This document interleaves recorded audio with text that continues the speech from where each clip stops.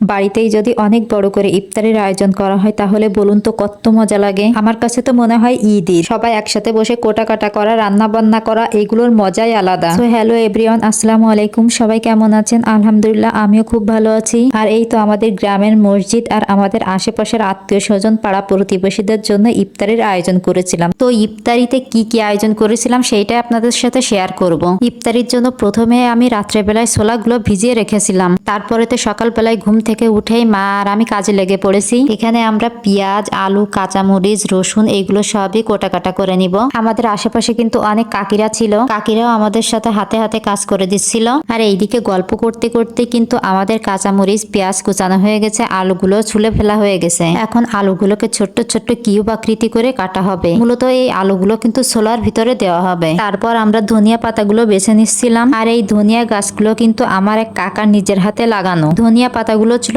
একদম ফ্রেশ। ইফতারির জন্য বেগুনি আর পেঁয়াজিটা কিন্তু বাইরেই অর্ডার করা হয়েছিল। বেগুনি আর পেঁয়াজিটা বাড়িতে করতে গেলে একটু আমার জন্য কষ্ট হয়ে যায়, কারণ আমার একটা ছোট্ট বাচ্চা আছে। আর এই তো কোটা কাটা শেষে আমি আলুগুলোকে ভালোভাবে ধুয়ে নিচ্ছিলাম। তারপর ধনে পাতাগুলো খুব ভালোভাবে ধুয়ে নিলাম। আর এইদিকে মা কুলায় চিড়েগুলো ভালোভাবে ছিঁড়ে নিচ্ছিল, কারণ চিড়ার ভিতর কিন্তু অনেক ধান থাকে, ধানের খোসা থাকে, অনেক ময়লা থাকে, যেগুলো খাওয়ার সময় মুখে পড়লে অনেক খারাপ লাগে। রাতের ভিজানো ছোলাগুলোকে আমি সকালবেলায় ভালোভাবে ধুয়ে নিচ্ছিলাম। ছোলাগুলো ভালোভাবে ধুয়ে নেওয়ার পরে মা দুইটা প্রেসার কুকারে ছোলাগুলোকে দিয়ে দিচ্ছিল। এখন প্রেসার কুকারের ভেতর পর্যাপ্ত পানি দিয়ে শুধুমাত্র লবণ দিয়ে ছোলাগুলোকে সিদ্ধ করে নিবে। মা প্রেসার কুকারের ঢাকনা লাগিয়ে দুই চুলায় দিয়ে দিবে। আর প্রেসার কুকারে ছোলাগুলো সিদ্ধ হতে থাকুক। তারপর আমি চলে আসলাম ঘরে। আর ঘরে এসে খিরইগুলোকে সব ছুলে নিলাম। এখন খিরইগুলোকে আমি একটা কাঁটা চামচের সাহায্যে লম্বা লম্বা দাগ টেনে দেব, যাতে খিরইগুলো গোল গোল কাটলে একটা ডিজাইন দেখা যায়। আর এই তো আমি খিরইগুলোকে গোল গোল করে কেটে নিয়েছি। আর দেখুন কত সুন্দর দেখা যাচ্ছে।